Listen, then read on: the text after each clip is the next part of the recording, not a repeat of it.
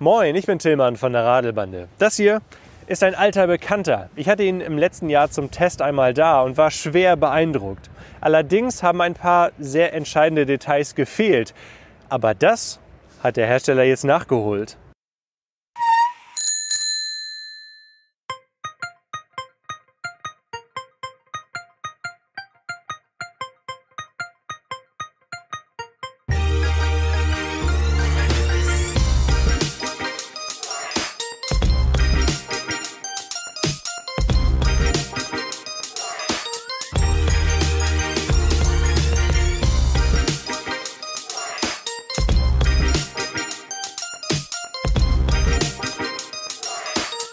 Das hier ist das Cargo FS 200 und es erhebt den Anspruch, das sicherste und eines der besten Cargo-Bikes auf dem Markt zu sein. Wir gehen zuerst mal kurz auf ein paar Details ein. Das Cargo FS 200 ist ein Long John Lastenrad mit vorne 20 Zoll und hinten 27,5 Zoll Bereifung. Wir haben einen Bosch Cargoline Motor, einen Riemen und eine Enviolo Automatik. Das Licht kommt von Supernova vorne und von Busch und Müller hinten. Die Bremsen kommen von Magura und sind wirklich massiv. In der Mitte ist Platz für 2 Kinder plus Gepäck, dahinter für eine Fahrerin oder ein Fahrer zwischen 1,60 m und 1,95 m Größe und ganz hinten passen 2 Packtaschen dran. Leergewicht sind gute 60 Kilogramm und ein zulässiges Gesamtgewicht von 225 Kilo ist erlaubt. In meinem Test in 2020 konnte ich mich intensiv mit dem Cargo auseinandersetzen, mit dem Konzept dahinter, mit den ganzen Eigenschaften und ich konnte es auch mehrere Wochen im Alltag fahren. Aber was ist in den letzten 12 Monaten an Zubehör, an Eigenschaften dazugekommen? Hat sich irgendwas an dem Rad geändert? Hat sich irgendwas verbessert, irgendwas verschlechtert? Das wollen wir in diesem Video einmal betrachten. Wenn ihr wissen wollt, was Cargo selber zu diesem ganzen Thema sagt, da empfehle ich euch mal das Video, das ich euch jetzt hier oben verlinke. Das ist nämlich von der Eurobike 2021 bei deutlich besserem Wetter. Gehen wir zuerst auf das Thema Sicherheit ein, denn das ist das Thema, worauf Cargo besonderes Augenmerk gelegt hat.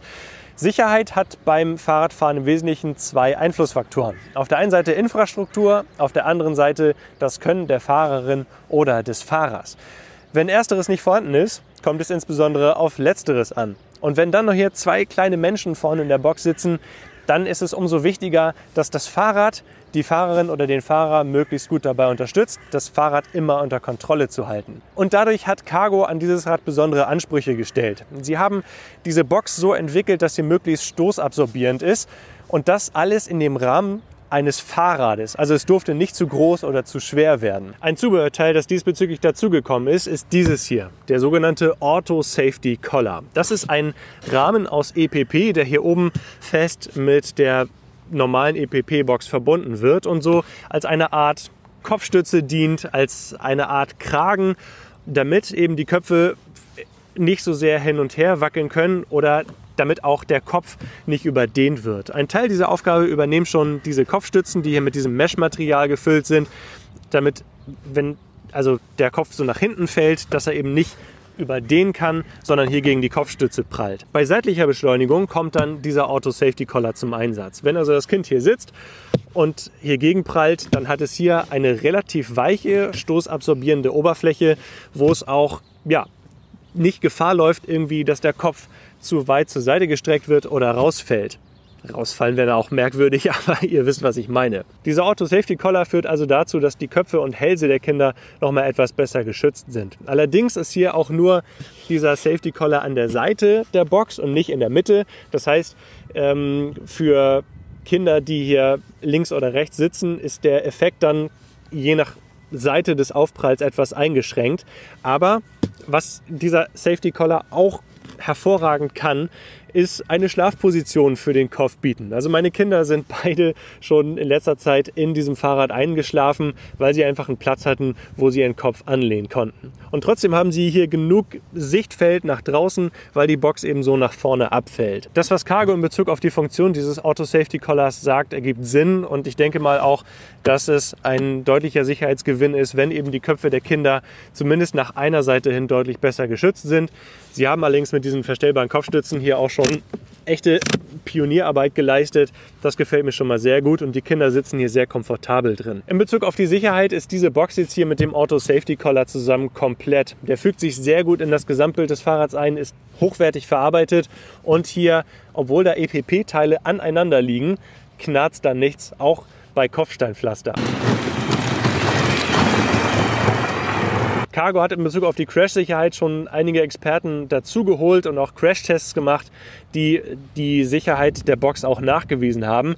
Man darf aber nie vergessen, das hier ist immer noch ein Fahrrad und kein Auto. Vom Sitzen her, wie die Kinder hier drin sitzen, wie sie sich fühlen, wie sie eingebettet sind in diese Box, das gefällt mir schon sehr, sehr gut.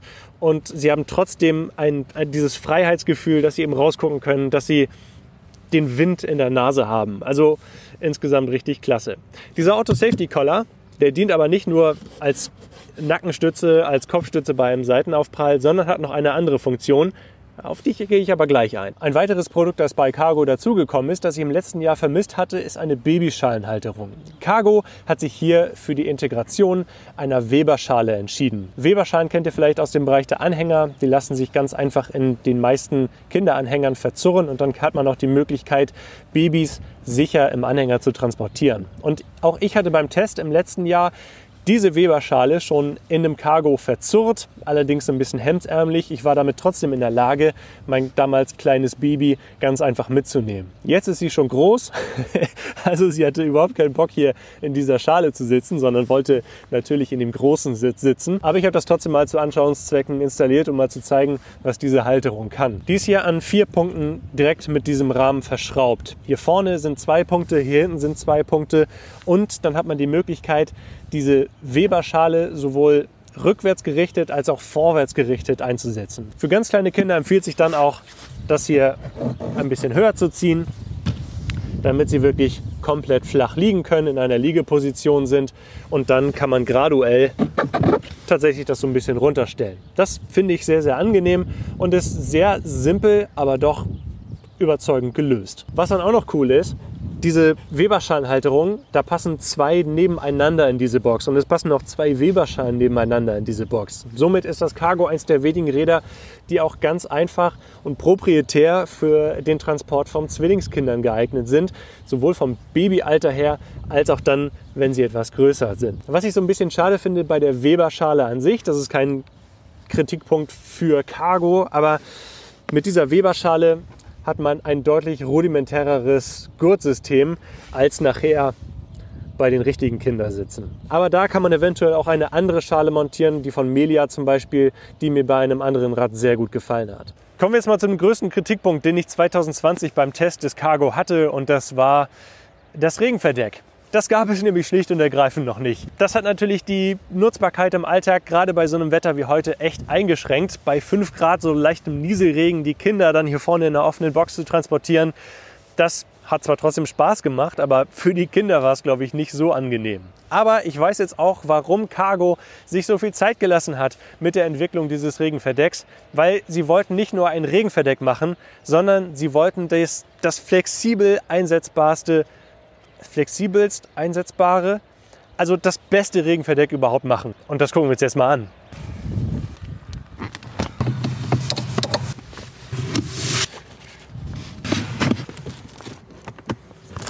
Das hier ist das All-Weather Top. Und es soll die Kinder nicht nur vor Regen schützen, sondern eben auch vor allen anderen Umwelteinflüssen. Sonne, Schnee, Wind, aber eben auch Regen.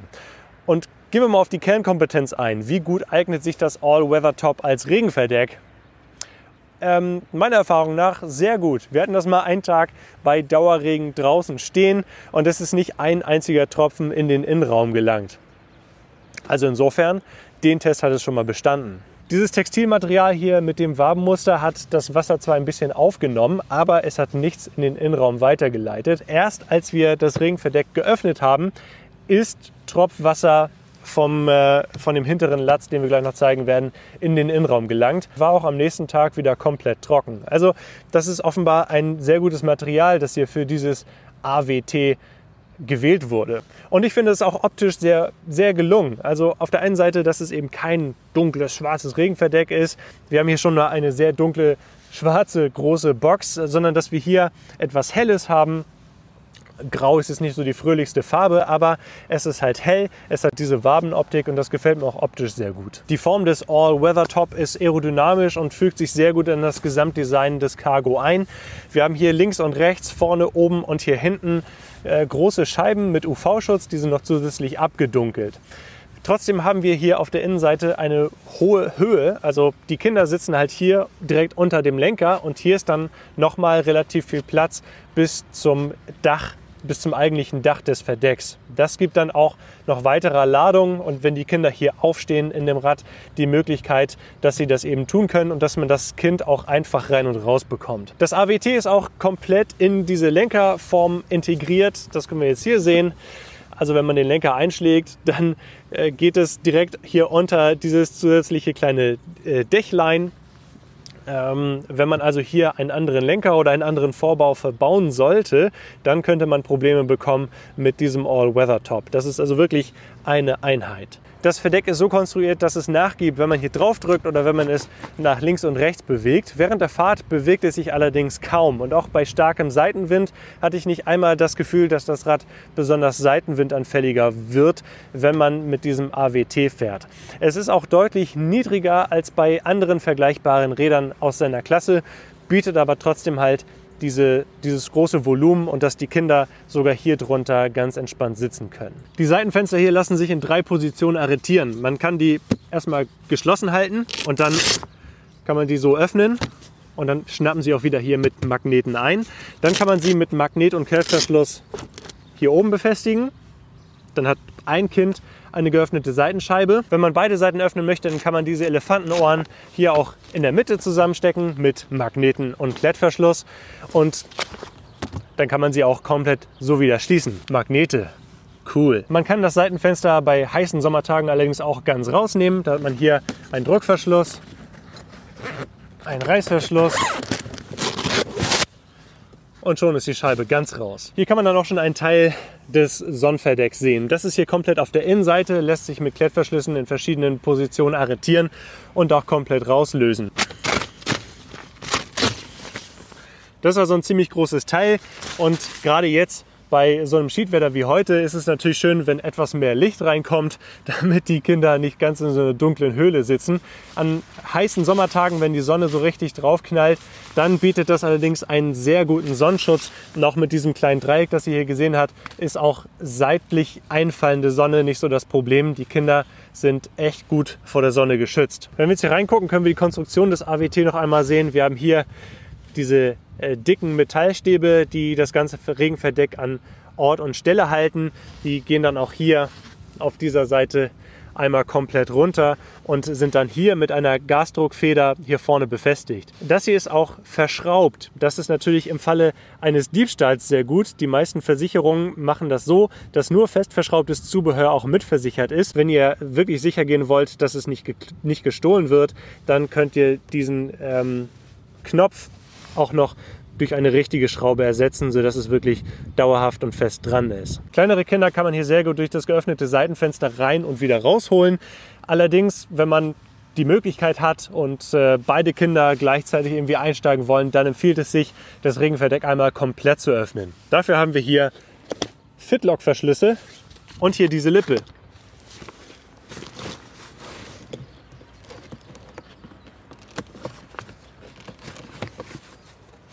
Und in dieser Position kann man jetzt auch sehen, was sich hier hinten verbirgt. Wir haben hier einmal dieses Sichtfenster, womit man als Fahrerin, als Fahrer einen einfachen Blick auf die Kinder werfen kann und immer sehen kann, ob die sich gerade prügeln oder ob die sich ganz doll lieb haben. Aber wenn die etwas Privatsphäre haben wollen, dann kann man das hier auch schließen. Und dann ist das mit Klettstreifen verschlossen. Hier oben haben wir dann ein Netz, wo Luft wieder austreten kann, damit die Kinder auch hier drin nicht ersticken. Allerdings ist hier durch die Öffnung in der Box sowieso dieser Umstand gegeben. Man kann dann, um eine echte Sommerposition zu erreichen, das Ganze dann auch komplett lösen und dann das Ganze hier in eine Sommerverdeckposition bringen. Dann sind allerdings die Kinder nicht vor Herabfallen im Regen geschützt, nur wenn man besonders schnell fährt. Jetzt in dieser Sommerposition kann man dann noch hier dieses Sonnenverdeck reinbauen. Die Kinder haben dann aber, besonders dann mit den geöffneten Seitenfenstern und hier hinten alles offen, so ein richtig cooles Sommerverdeck. Also Cargo ist mit dem All-Weather-Top ein richtig großer Wurf gelungen. Es ist vielseitig und variabel einsetzbar. Es schützt die Kinder hervorragend vor Regen und vor Kälte und es passt auch optisch richtig gut zu diesem Fahrrad. Meiner Meinung nach ist das so das beste Regenverdeck, was man in dem Cargo-Bike-Bereich aktuell bekommen kann. Und hier kann man auch noch sehen, wozu dieser Auto Safety Collar auch noch da ist, denn nur mit diesem Auto Safety Collar lässt sich auch dieses Regenverdeck montieren. Ja, das sind jetzt so die wichtigsten Neuerungen, die beim Cargo 2021 dazugekommen sind. Aber wie beeinflussen diese neuen Zubehörteile, dieses neue Material jetzt die Radlbande-Bewertung? Das wollen wir jetzt mal sehen. Ich werde dazu nicht die komplette Radlbande-Bewertungsmatrix wiederholen, sondern ich werde nur auf ein paar Punkte eingehen, die sich tatsächlich verändert haben. Und wir beginnen hier mit dem Preis. Das Cargo hat wie die meisten Fahrräder in den letzten 12 Monaten eine Preiserhöhung erfahren. Das Rad kostet jetzt in der Grundausstattung 6.950 € mit 19% Mehrwertsteuer. Bei diesem Fahrrad hier, das mit dem extra Scheinwerfer, mit dem zweiten Akku, mit dem AWT, mit der Babyschalenhalterung, mit den 2 Kindersitzen, mit der Federsattelstütze, mit dem besseren Ergon-Sattel, mit den Korkgriffen ausgestattet ist und noch mit dieser Fahrradgarage, die ich euch ganz am Anfang gezeigt habe, kommt auf einen Preis von 9.561 €. Das ist ein richtig dickes Brett und für die meisten wahrscheinlich nur mit Fahrradleasing oder einer Förderung zu ermöglichen. Der nächste Punkt, den ich gerne erwähnen würde, ist die Qualität. Denn EPP, das Material, das hier zum größten Teil verbaut ist, das knarzt in der Regel. Aber nicht beim Cargo. Selbst bei Kopfsteinpflaster, bei voll beladener Box, mit diesen ganzen Teilen, die aneinander irgendwie aufliegen, knarzt das Rad nicht. Das fährt sich super stabil, ist super stabil verarbeitet und fährt sich so richtig satt und fühlt sich auch richtig satt und gut verarbeitet an. Das Einzige, was wahrscheinlich noch nicht auf dem Niveau ist, was Cargo sich selber ebenfalls wünscht, sind die Schweißnähte. Die sehen nach wie vor noch nicht ganz so gut aus. Der nächste Punkt, der sich geändert hat, sind die Kindersitze. Denn dass man jetzt eine Babyschale hier proprietär in dem Cargo verzurren kann, das ermöglicht es auch Familien mit ganz kleinen Kindern, ihr Kind hier ganz einfach drin zu transportieren und das sehr komfortabel und sehr bequem. Die Weberschale allerdings, die muss man selber noch dazu kaufen. Was sich hier auch noch verändert hat, sind die Konstruktion der Gurte, denn jetzt lassen sich die Kinder hier ganz einfach reinsetzen und die Gurte lassen sich wesentlich einfacher verstellen. Das war ein Kritikpunkt, den ich auch 2020 noch hatte. Das ist jetzt auch nochmal deutlich besser geworden. Beim Zubehör gibt es ja eine richtige Offensive mit dem Auto Safety Collar, mit dem Regenverdeck, mit all diesen Punkten, die ich heute erwähnt habe, mit den zusätzlichen Gepäckträgern auf dem Boxendeckel, mit der Persending hier vorne und diesem Regenponcho ist einiges dazugekommen, was 2020 noch gefehlt hat. Dadurch gibt es hier auch eine deutliche Verbesserung in der Bewertung. Was allerdings auch noch interessant ist, dass alle diese Produkte fair eingepreist sind. Diese Regenverdeck mit Auto Safety Collar Lösung kostet zwar insgesamt 490 €, das ist aber im Vergleich zu vielen anderen Regenverdecken tatsächlich ein fairer Preis, weil dieses Verdeck einfach auf der einen Seite deutlich mehr kann als die meisten anderen Regenverdecke und deutlich stabiler und besser konstruiert ist. Und auch das sonstige Zubehör ist alles sehr, sehr gut gemacht, sehr gut konstruiert und insgesamt auch fair einbepreist.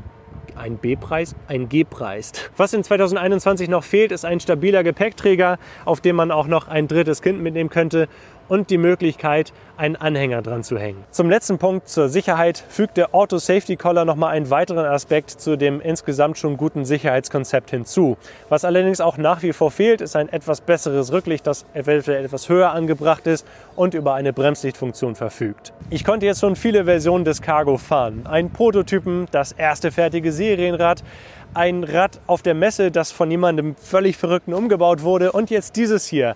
Das fertige Family Bike mit dem Regenverdeck, mit Babyschalenlösung etc. Und es ist jedes Mal ein ganz besonderes Erlebnis, denn das Cargo fährt sich anders als alle anderen Cargo Bikes. Es hat diesen Fokus darauf, alles möglichst einfach zu haben.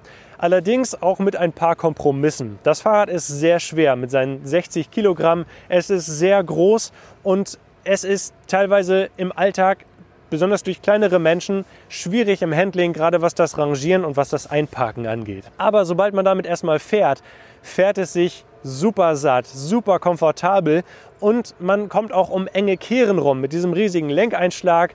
Man kann das Fahrrad wirklich dynamisch bewegen und das gefällt mir nach wie vor richtig, richtig gut. Jetzt mit diesen neuen Zubehörteilen ändert sich auch so ein bisschen der Fokus, weil jetzt kann man wirklich auch kleinste Kinder trocken und warm übers komplette Jahr mit diesem Fahrrad transportieren, ohne sich irgendwelche Sorgen machen zu müssen, wie man sie vor Regen schützen kann.